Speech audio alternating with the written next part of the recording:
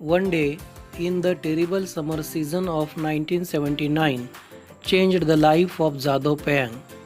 He lived in a small village on the banks of the Brahmaputra. The Brahmaputra is a great river. In places, it is more than 7 to 8 kilometers wide. It has many sandbars and even an island known as Majuli Island. Waters of the Brahmaputra often flood Majuli and the sandbars. At times, the river even sweeps away some of the sandbars. When Jadhav was about 15 years old, he saw a terrible sight. On one of the sandbars, thousands of snakes lay dead. They had been washed ashore with the flood. With no trees to protect them, they had all died in the scalding sun. Jadhav was simply horrified. He sat down and wept. There and then he found his mission to turn the sandy barren land green with trees. For more than 30 long years, Jadhav Payang toiled on the dry barren area and transformed it into a forest.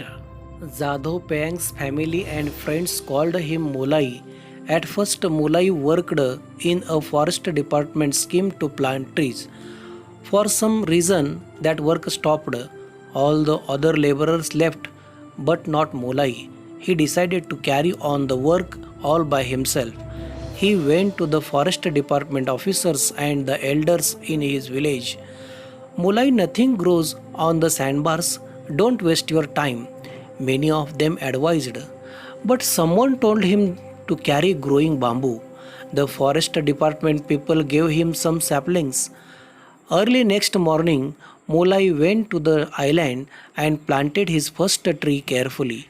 After that, he visited the island every day, watering and tendering the plants with love. The plants began to grow. With them, Molai's hopes also grew. He began to look for more saplings and other types of trees.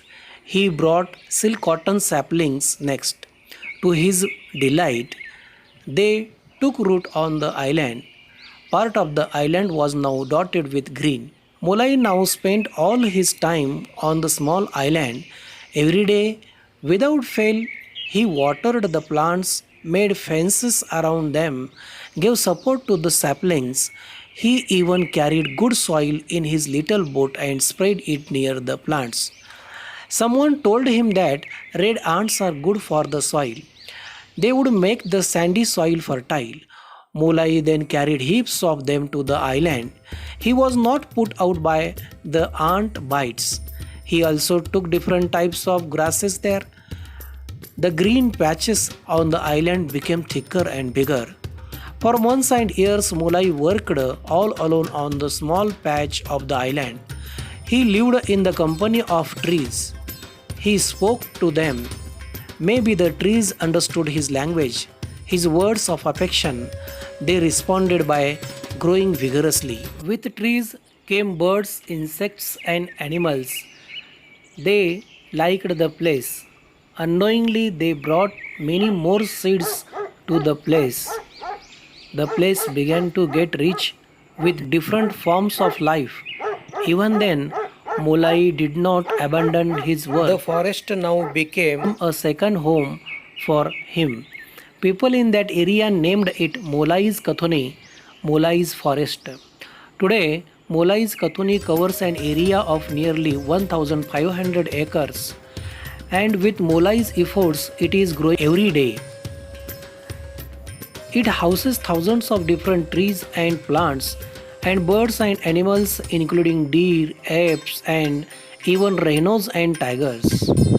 To cap it all, a herd of about 100 elephants has started visiting the forest every year. They stay there for about 3 months. The elephant visits show that the whole forest is in very good health. Molai is a happy man today. All this was not just smooth sailing. Apart from the hardships Molai had to suffer on the island, Working there in heavy rains and scorching heat, he had to face opposition from the people too. He never thought of stealing from his forest, but others did. He had to guard his island against poachers. When people wanted to cut down the trees, he stood up in their defense like a rock. You will have to cut me before you cut the trees, he warned. When the elephant came, they caused a lot of damage on the way. They destroyed the rice fields and huts. Even Molai's own hut was destroyed. People wanted to beat up Molai because it was his forest that invited the elephants. Molai was not afraid.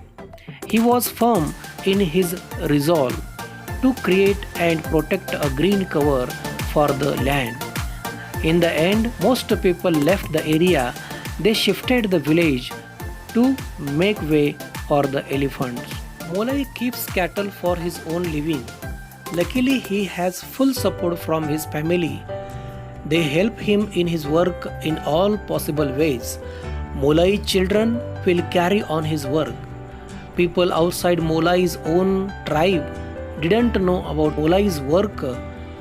One day, a photographer roaming in that area found Molai working in his forest and gardening it. When he came to know that Molai had grown the forest single-handedly, he was greatly impressed. He told the media, newspapers, TV channels, etc. about Molai's single-handed achievement. The forest department was impressed too. They decided to help Molai in his work. The government honored him with the Padma Shri award. Molai now wants to spread his message throughout the country. Each one of us should plant and grow at least 2 trees. The trees will take care of the carbon dioxide we produce throughout our life and give us enough oxygen to breathe. Are you ready to help?